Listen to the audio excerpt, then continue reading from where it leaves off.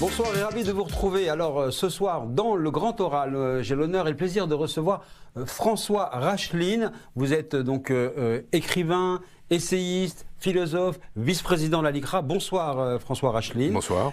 Et vous venez sur le Grand Oral pour nous parler d'un texte court et percutant qui s'appelle Inhumanité, ou publié aux éditions Hermann. Inhumanité, que faire face au massacre et au génocide? Donc c'est effectivement une question d'actualité par rapport à tout ce que l'on voit dans notre époque. Évidemment, ce qui a été vécu dans la bande de Gaza est présenté par certains dans une accusation de génocide. On va en parler, pourquoi ça revient dans ces esprits. Un texte court, percutant, qui nous interroge aussi sur la brutalité du monde et notre part d'ombre. J'ai une question tout d'abord. Est-ce que c'est le 7 octobre qui vous a incité à écrire ce livre ? Non, ça a renforcé ma conviction et de la nécessité de le faire. Non, c'est pas le 7 octobre. Ça fait un petit moment que je m'interroge sur la recrudescence de la violence. Et je me suis demandé si c'était simplement nos capteurs qui étaient plus sensibles ou si c'était une réalité. Et je pense qu'il y a les deux, probablement, mais la réalité est de plus en plus inquiétante. Donc non, c'est pas le 7 octobre. Alors on va revenir à un moment donné sur le 7 octobre dans notre conversation, mais ce qui est effectivement intéressant par rapport à ce que vous posez, et même d'ailleurs effrayant, c'est que vous commencez votre livre en faisant un peu la liste des génocides du XXe siècle. Nous sommes aujourd'hui dans le premier quart du XXIe siècle. On comprend que le massacre reste encore une forme de gouvernance. Vous allez nous dire pourquoi et comment. Mais tout d'abord, vous avez dressé la liste des génocides du XXe siècle. Pourquoi ? Il me semble, si vous voulez, qu'il y a quelque chose qui s'est modifié au XXe siècle par rapport à tout ce qu'on a connu précédemment. Alors si on regarde l'histoire et qu'on regarde les massacres qui ont donné lieu à Vantardise, les gens se glorifiaient d'avoir massacré des gens. Je ne veux pas être trop long, mais vous partez de Assurbanipal au 7e siècle. Il glorifie le fait qu'il a exterminé des villes, il a anéanti des villes parce qu'elles n'obéissaient pas, parce qu'elles étaient révoltées. César lui-même raconte qu'il a fallu tuer des centaines de milliers d'Éburiens et un peuple gaulois et de Gaulois et d'autres Gaulois pour les nécessités de sa guerre. Cortés et Pizarro, en 1520, beaucoup plus tard, disent au roi catholique qu'il fallait exterminer les Indiens au nom de la foi, tout simplement. Marat, en 1792, au moment des massacres de 1792, dit mais c'était la justice populaire, elle était fondamentale. Je pourrais continuer comme ça.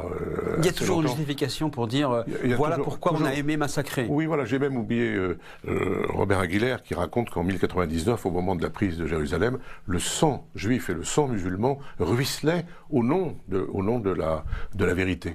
Et on arrive évidemment jusqu'au nazisme. Et à partir de 1944, 45, 46, tout le monde le sait, on a commencé à définir l'humanité par les crimes qu'on pouvait commettre à son endroit. Les crimes de guerre, les crimes d'humanité, contre l'humanité, le génocide. Et probablement les choses se sont un peu atténuées. C'est-à-dire qu'il était de plus en plus difficile de se glorifier d'un massacre ou d'un génocide. Il y a eu la parenthèse Khmer Rouge. Là, c'était au nom d'une idéologie politique, on disait qu'il fallait le faire.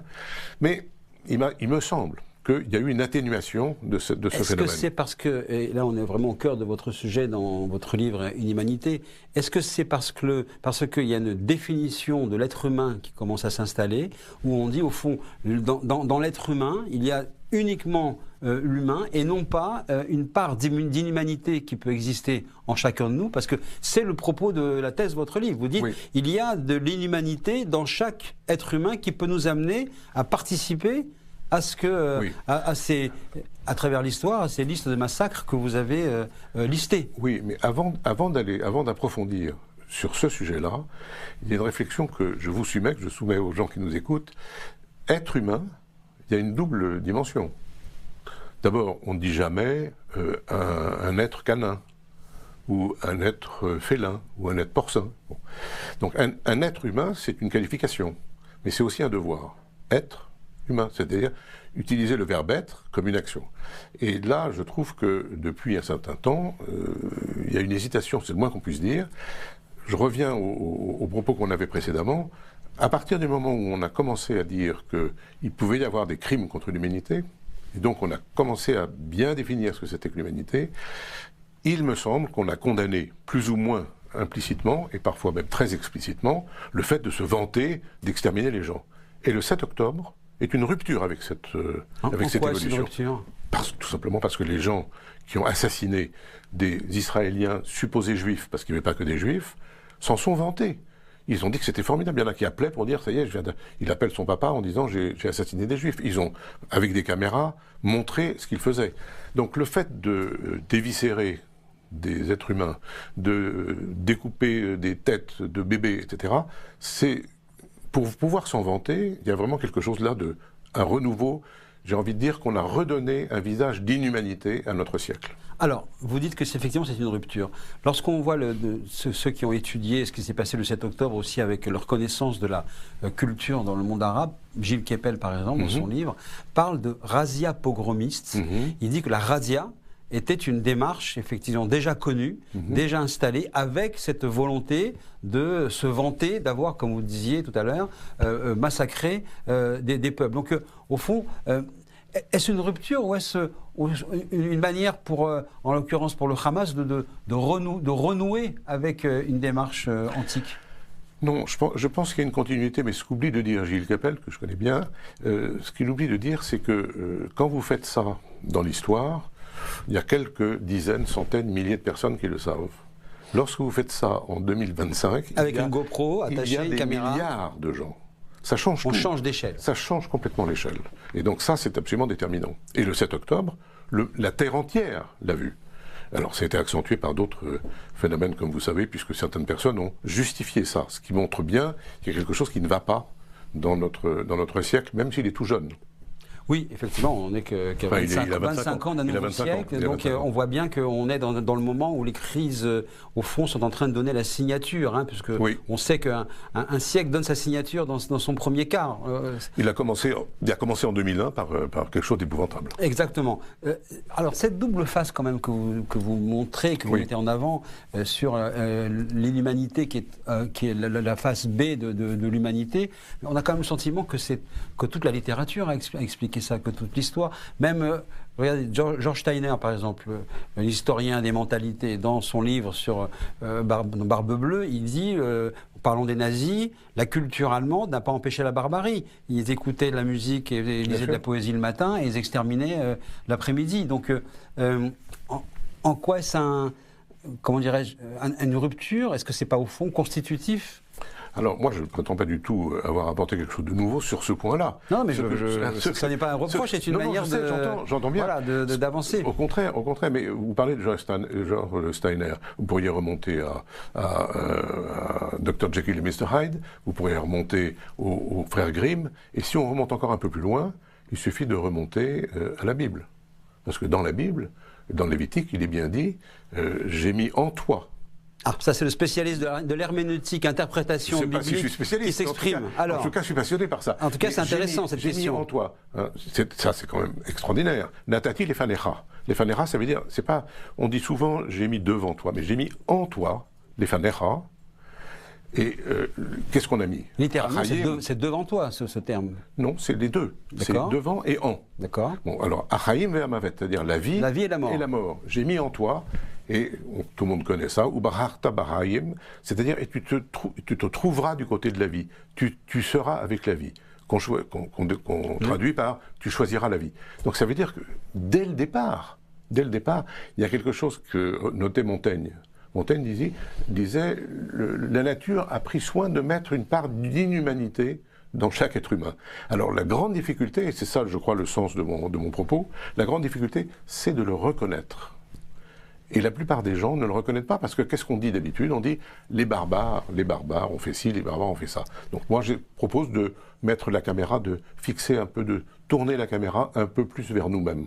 C'est-à-dire de reconnaître et d'admettre que tout humain a sa part d'inhumanité qui s'exprime même dans la vie quotidienne, les moments de colère, les moments où on dit voilà, je ne sais plus ce qui m'a pris, je ne me reconnais plus. Voilà. C'est ça que vous voulez, exactement. Vous voulez donc vous savez, enseigner. Oui, il y a une phrase qui me frappe, c'est « j'étais hors de moi ».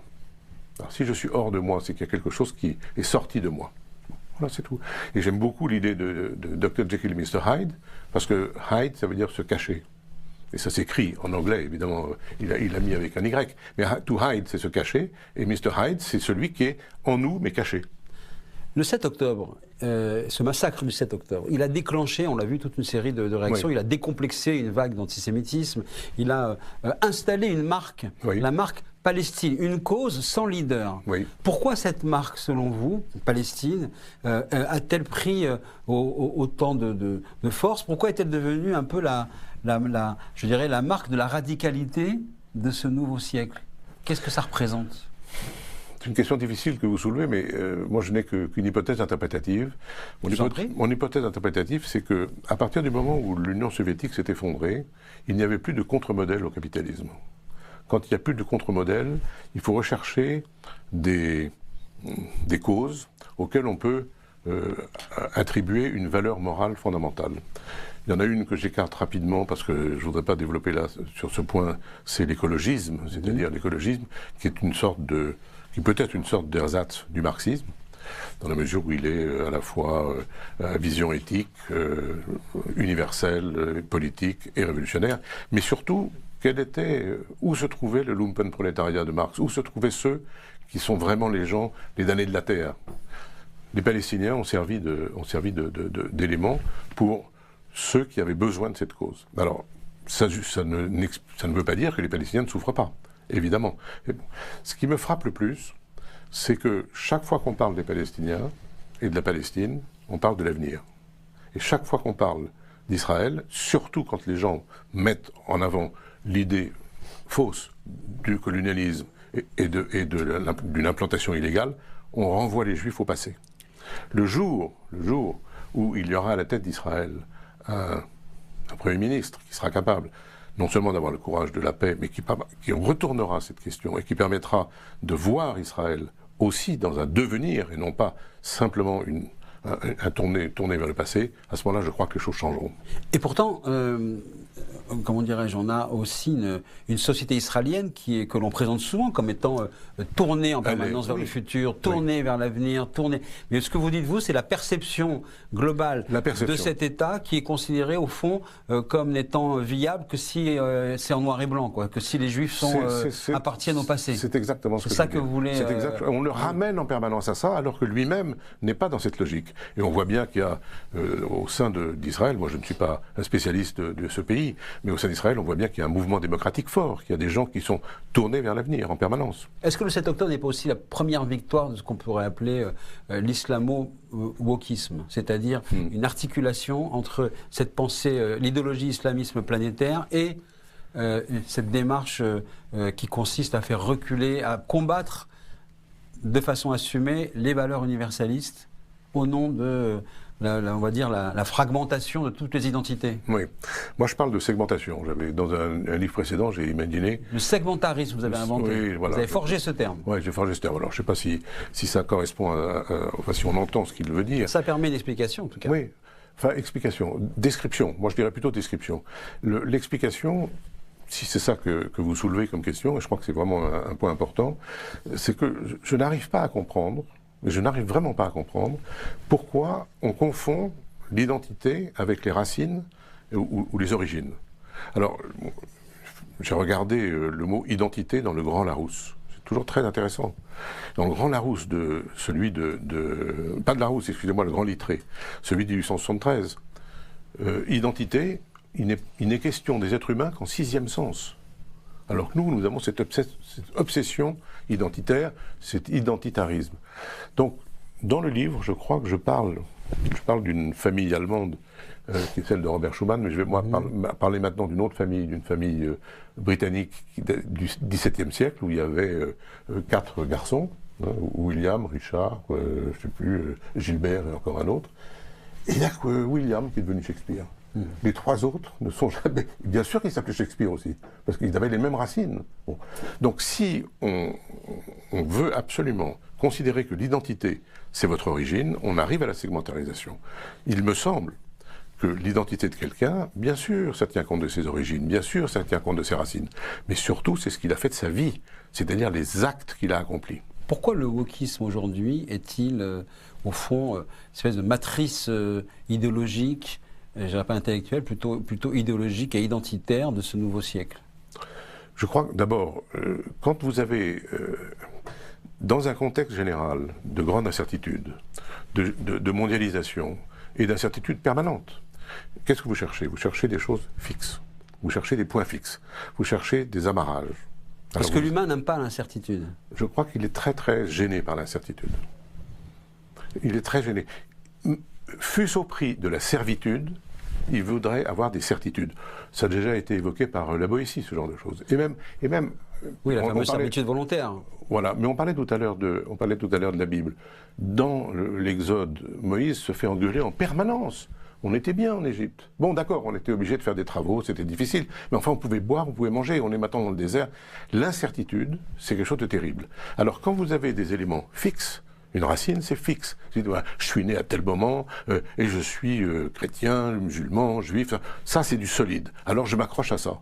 Mais en réalité, la seule chose qui permet de savoir si vous vraiment vous avez une identité forte, c'est ce que vous avez fait de vos racines, ce que vous avez fait de vos talents, tout simplement. Donc, comment vous avez agi dans votre vie.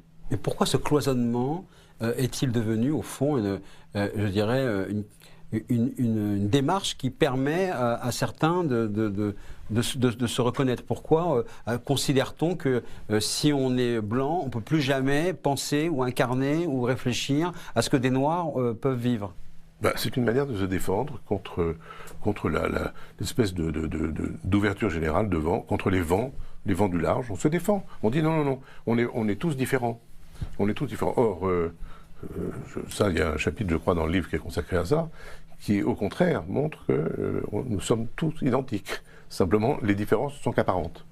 Et apparemment, aujourd'hui, notamment depuis que Donald Trump est revenu à la Maison-Blanche, un de ses combats, c'est de dire « je combats le wokisme ». Le seul combattant du wokisme, c'est le populisme, c'est un régime autoritaire. On peut forcer à revenir à une démarche universelle? On ne peut pas forcer, on ne peut pas décider qu'on est universel et qu'on doit s'y soumettre. Il faut commencer par expliquer à des petits et à des jeunes qu'il y a en nous-mêmes un principe d'humanité et que c'est ça qu'il faut travailler. C'est ce que disait Wilhelm von Humboldt, le créateur de l'université de Berlin, qui disait toute l'éducation doit être centrée sur le développement du concept d'humanité à l'intérieur de chacun d'entre nous. Alors, bon, évidemment, ça prend du temps, ça, mais c'est le seul moyen, parce que sinon, c'est argument contre argument. Ah, t'es wokiste, moi je suis pas wokiste, ta gueule, on prend un pistolet ou on prend un couteau. Je pense que il y a là quelque chose, il y a une tâche à accomplir et qui n'est pas accomplie parce que dans l'éducation, je pense que chacun et chacune d'entre nous peut regarder ça, les programmes éducatifs ne mettent pas au cœur de toute réflexion pour les enfants et pour les moins jeunes, de toute réflexion, le concept d'humanité. Vous l'avez dit tout à l'heure, le XXIe siècle a commencé avec un acte terroriste majeur qui était donc les tours de New York qui ont été percutées par des terroristes djihadistes. Le 7 octobre 2023, c'est encore une étape. Quelques mois avant, il y avait eu aussi en Ukraine, à Boutcha, un massacre également, qui avait été revendiqué comme tel. Les Syriens qui sont en train de chasser leur ancien pouvoir en ce moment font régulièrement des exactions. Le massacre est redevenu la gouvernance dans les relations internationales, si je puis dire, au XXIe siècle? Écoutez, je n'ai pas de réponse clé en main, comme on dit. Mais si vous me permettez de faire un tout petit détour pour répondre à l'interrogation. Pendant des siècles et des siècles, voire des millénaires, ceux que j'appellerais les braves gens, je mets ça entre guillemets, n'avaient que deux droits fondamentaux. Le droit de se faire tuer et le droit de se taire. Et de se faire tuer en se taisant. Les grands acteurs internationaux, c'était les villes-États, ensuite c'était les États-nations, les organismes internationaux, les ONG, les organismes non gouvernementaux. On oublie souvent que Al-Qaïda est une ONG comme Médecins sans frontières. Bon, ça c'est en passant. Boutade. Oui, absolument, absolument. Mais à la fin du XXe siècle, et de plus en plus aujourd'hui, donc disons dans les 30, 35, 40 dernières années maximum, il y a un acteur supplémentaire qui est intervenu dans le monde. C'est vous et c'est moi, c'est-à-dire c'est nous tous. Tous les gens qui nous écoutent et la Terre entière. Donc tous les individus, grâce à Internet, ont pris la parole. Or, ils prennent la parole, c'est une chose qui m'a frappé, En 2016, c'est pas si lointain que ça, le fondateur de Facebook, qui est Zuckerberg, disait mais pourquoi j'ai créé Facebook, qui est devenu Meta après? Parce que je voulais que le ressenti brutal, viscéral, émotionnel soit palpable sur ce qu'on appelle la toile. Alors le brutal, l'émotionnel, le viscéral, c'est pas très compatible avec la réflexion et avec le discernement. Et j'ai envie de dire que, bon, il l'a pas exprimé comme ça parce que ça aurait été peut-être maladroit, mais il a promu l'épiderme contre l'encéphale. Cela dit, je suis pas en train de dire que Internet et la possibilité de s'exprimer, c'est antidémocratique. Non, on pensait que c'était absolument formidable. Mais le fait que tout le monde dise n'importe quoi, n'importe quand, n'importe comment, et avec de la haine, on le sait tous, eh bien, on arrive à cette situation. Pourtant, c'est exactement ce que certains penseurs pensent aujourd'hui quand ils voient effectivement l'évolution des réseaux sociaux. Ils disent que les réseaux sociaux sont en train de... L'articulation entre les réseaux sociaux et les régimes autoritaires sont en train de fabriquer effectivement une nouvelle matrice de dictature. Mais bien sûr. C'est exactement ce que vous dites. C'est ce que je dis sous une autre forme, exactement. Là, récemment, on a entendu un appel de Léon XIV, le pape, dire « la famille humaine est menacée parce que cette intelligence artificielle qui vient venir de plus en plus prendre la place de l'humain va totalement supplanter le genre humain ». Est-ce que... puisqu'on aborde aussi beaucoup la notion des robots tueurs, de la présence de l'intelligence artificielle maintenant dans le matériel militaire, est-ce que cette intelligence artificielle peut un jour empêcher les exactions si elle est, au fond, en capacité de pouvoir diriger? Je revendique la possibilité de vous dire je ne sais pas. Je ne sais pas, je suis comme tout le monde, c'est-à-dire que je regarde ce qui se passe, je l'utilise, je l'expérimente, je vois un peu ce qu'elle est capable de dire et ce qu'elle est capable de ne pas dire, ou comment elle le dit.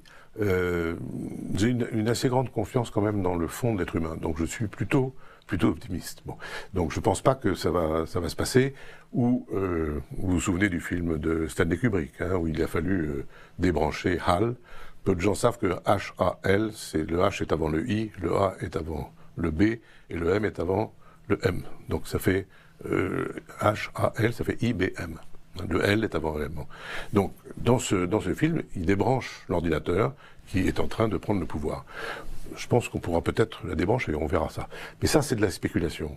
Ce que je crois, c'est que lorsque vous dites est-ce que c'est un moyen pour le totalitarisme de s'imposer, là encore, je voudrais revenir à un principe biblique. Non pas parce que c'est une obsession, mais parce que je crois qu'on a un peu oublié. Dans le décalogue, que les gens lisent à toute vitesse. Bon, on passe. Bon. Les 10 commandements. Hein.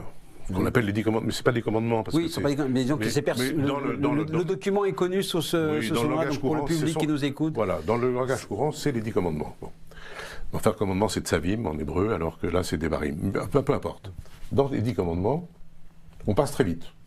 Il ne faut pas violer, d'accord, ok, il ne faut pas voler, il ne faut pas mentir, pas d'adultère, enfin, bon, il y a plein de trucs comme ça. Bon.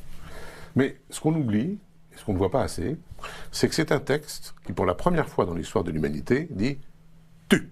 Il ne dit pas « vous ne volerez pas », il ne dit pas « le prince ne volera pas » ou « la servante ne volera pas ». Donc, ça veut dire quoi? Il y a un principe d'individuation qui est créé ce jour-là? Plus que ça. Bien sûr, vous avez raison d'individuation, mais plus que ça.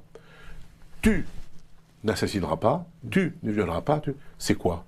C'est le principe de la responsabilité individuelle. Dans Hammurabi, par exemple, dans le code d'Hammurabi, il dit à son fils, il ne faut pas tuer parce que ça compliquera après ton règne. Mais il parle à son fils. Et puis après, il y a des grands préceptes généraux. Là, tout être humain peut entendre ou lire, tu n'assassineras pas. Alors, tu n'assassineras pas, ça veut dire que si tu assassines, tu es responsable, toi et personne d'autre. Tu es responsable de cet acte. Ça, c'est quelque chose qui va à l'encontre du wokisme, dont on parlait tout à l'heure, et qui permet de dire que quelle que soit la manière dont tu te présentes, le masque que tu peux mettre, tu es responsable. Or, si on ne peut plus déterminer la responsabilité, si par exemple on ne peut plus savoir, parce que tu es anonyme, que c'est toi qui as parlé, ou que tu as mis un masque et que tu as assassiné, alors c'est la négation de ce principe. Dans certains cas, dans certains pays, il faut être anonyme. Par exemple, pour dire des choses qui se passent, etc. Donc il faut évidemment regarder ça avec nuance.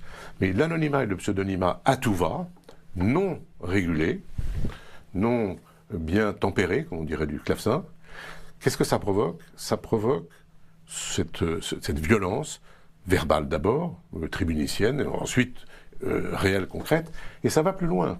C'est-à-dire que quand, je prends un exemple, je ne sais pas si les gens qui nous Quelques écoutent... mots, parce que nous allons bientôt terminer.